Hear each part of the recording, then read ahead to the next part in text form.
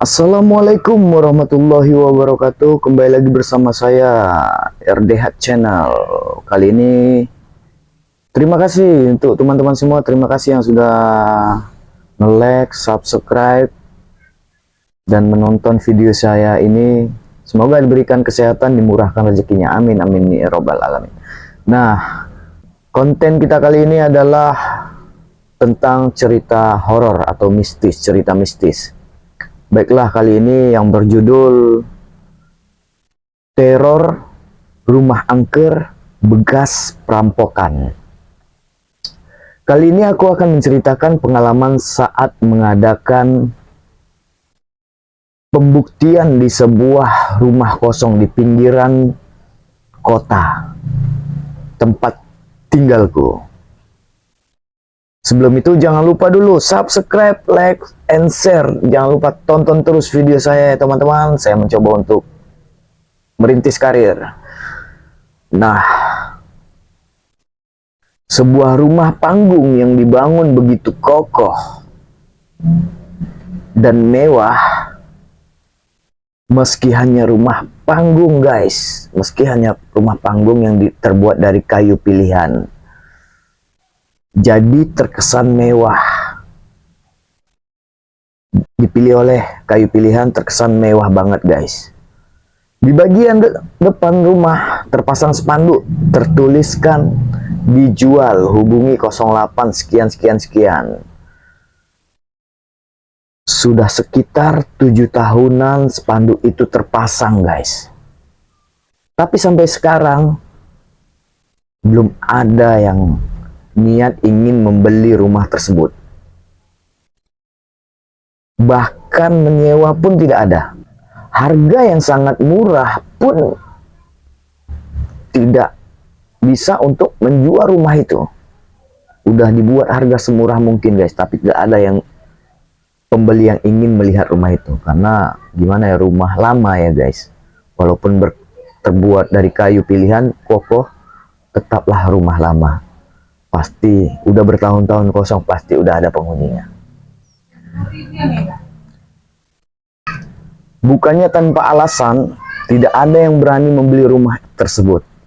Tapi karena rumah itu dulunya pernah disantoroni perampok guys, yang dengan keji membunuh dan membantai seisi rumah, kecuali istri dari si pemilik rumah ini. Jika pada saat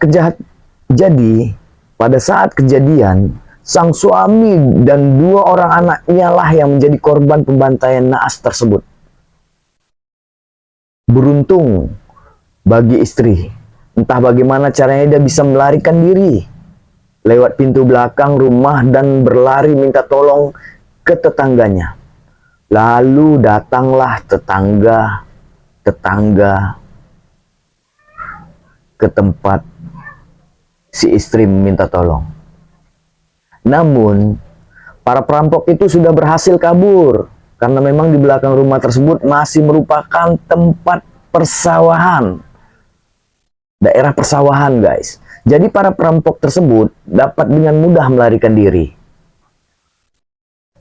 Kotaku pada saat itu geger karena baru kali ini terjadi peristiwa seperti itu. Banyak orang-orang berdatangan memberi pendapat kalau itu bukanlah murni perampokan, melainkan lebih kepada pembunuhan berencana. Dan memang betul, saat 2 dari 4 buronan, 2 tertangkap. 4 dari pelaku, 2 tertangkap. 2 lagi buron sampai sekarang nggak tahu kemana. Mungkin sporing lari, entah pulang kampung, entah ke hutan mana, nggak tahu lah ya kan. Mereka mengungkapkan jika mereka disuruh untuk membunuh keluarga tersebut karena kelilit utang piutang hingga sampai saat ini belum dibayar. Setelah kejadian tersebut, banyak masyarakat yang sering ditampaki penampakan di sekitaran rumah tersebut. Bahkan para petani yang kebetulan beristirahat di bawah rumah itu pada siang hari pun sering terdengar langkah kaki dari atas rumah tersebut. Serta suara-suara orang yang bercakap-cakap, padahal sudah pasti tidak ada lagi manusia yang menghuni rumah itu. Pernah juga ada seseorang pengembala itik, berniat bermalam di bawah rumah itu. Namun kemudian di tengah malam dia berteriak-teriak minta tolong. Tolong, tolong. Dan berlari ke arah rumah penduduk. Setelah ditanya, katanya di bawah dia di bawah rumah itu disamperin banyak makhluk gaib, guys, yang berwujud, ada pocong, ada gundurwo, ada kuntilanak, ada wewe gombel, banyaklah beraneka ragam, dan tuyul juga ada. Selain itu, ada juga beberapa warga yang melihat perwujudan dari almarhum pemilik rumah. Mereka cuma bisa mengambil langkah 1000, lari, ngacir, kabur. Hanya bisa lari setelah nampak peristiwa tersebut. Tidak sampai di situ saja, guys. Di jalanan depan rumah, tak peduli siang ataupun malam, sering terjadi kecelakaan. Dan sampai saat ini belum ada yang berhasil selamat untuk menceritakan kecelakaannya tersebut. Kenapa kecelakaannya? Padahal sudah puluhan kecelakaan terjadi sana. Semuanya tewas, meninggal dunia, RIP. Hingga pada suatu hari kami melakukan pengobatan di sekitar rumah tersebut. Ada di rumah warga, sedang mengikuti, kami diundang untuk mengobati orang tuanya yang sedang sakit. Setelah mengobati rumah itu, kebetulan yang kami obati itu rumahnya, kerabatnya, atau keluarga pemilik rumah yang menyaksikan pengobatan kami. Dia berada di situ. Saat pengobatannya selesai, beliau langsung menghampiri kami dan meminta kesediaan kami, paling tidak untuk sekedar melihat-lihat rumah tersebut, kenapa tidak dapat terjual dan kenapa banyak kali penghuninya.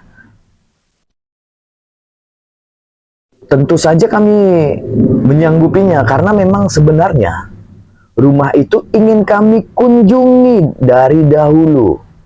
Hanya saja kami tidak tahu sang pemilik rumah. Jadi kami tidak punya izin untuk memeriksa rumah itu.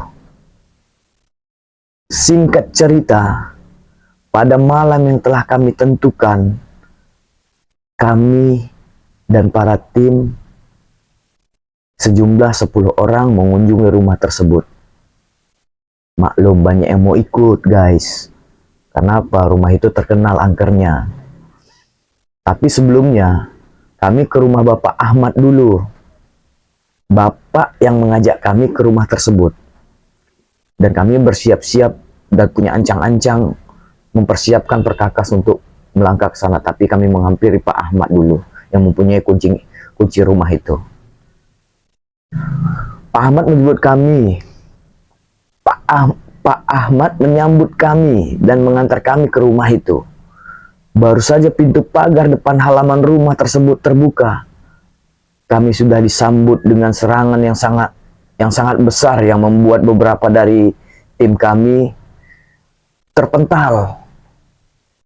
Dan akhirnya kami pun saling tindih di depan pintu pagar halaman rumah itu. Beruntung tidak ada yang terluka sedikit pun.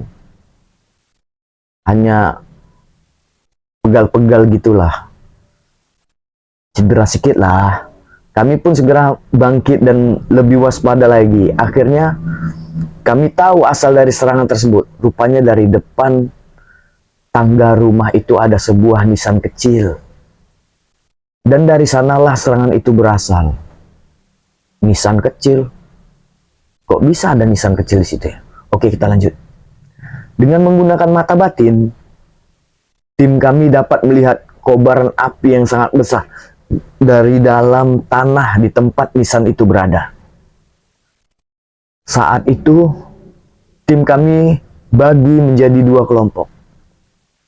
Satu kelompok di bawah, satu lagi di atas. Kebetulan saat itu aku memilih untuk ke atas, tim kedua ke atas. Saat pintu rumah terbuka, kami langsung berada di kegelapan total. Tapi bukan kegelapan karena tidak ada cahaya, melainkan kegelapan karena kami memasuki dunia lain, guys. Bahkan aku kehilangan teman-temanku. Dan menurut penuturan teman-teman yang lain, mereka juga tak dapat melihat atau menemukan siapapun di atas rumah.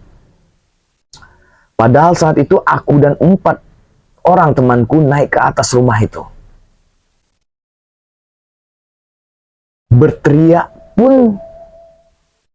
Aku berteriak pun tidak ada gunanya. Di kegelapan itu aku diserang makhluk yang berwujud manusia. Hanya saja tubuhnya mulai hancur dan baunya benar-benar menjijikkan. Aku tahu itu hanya perwujudan saja, namun aku benar-benar tak bisa menahan perasaan ini. Ada rasa ingin muntah, mual. Jadilah aku tak bisa meladeni serangan-serangannya. Kondisi itu membuat kelimpungan dan lebih banyak menghindar karena makhluk itu selalu ingin memelukku. Bisa kalian bayangkan gimana rasanya kalau dipeluk bangkai? Keadaan ini berlangsung kurang lebih 2 jam. Bayangkan 2 jam, guys. Bajuku sudah penuh dengan keringat dan campur noda darah bangkai dari makhluk tersebut. Untungnya teman-teman yang ada di bawah telah mampu menetralisirkan dan menawan jin penghuni nisan kecil itu di depan tangga rumah tadi. Keadaan pun semakin seketika berubah. Pandanganku sudah mulai jelas lagi dan ternyata yang ada di hadapanku adalah 3 teman yang menemaniku naik ke rumah. Barulah kami sadar jika kami hadapi tadi adalah teman sendiri. Dan pandangan kami adalah dimanipulasi oleh jin jahat penghuni rumah itu. Kami pun segera menghampiri teman yang ada di bawah. Dari dialog kami, dari jin yang telah kami taklukkan tadi, yang merupakan penguasa tempat tersebut. Rupanya, rumah itu telah diliputi energi gaib. Jauh sebelum tragedi pembunuhan keluarga itu terjadi. Dan diketahui juga bahwa nisan kecil itu merupakan tugu penyembahan para penduduk sekitar. Jadi, sebelum dan sesudah musim panen padi, para petani memberi sesajen kepada sang jin. Selain itu, tempat tersebut juga merupakan tempat untuk mencari pesugihan. Bagi teman-teman yang mau pesugihan, nah itulah tempatnya tadi. Ternyata banyak juga orang-orang yang telah mengikuti pesugihan jin tersebut. Sebenarnya banyak sekali hal yang kami dapati di rumah itu, karena memang kami baru meninggalkan lokasi saat subuh, sebelum ajian berkumandang, tapi rasanya kepanjangan jika aku ceritakan semuanya.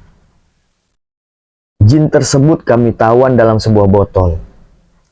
Lalu kami lepaskan di lautan.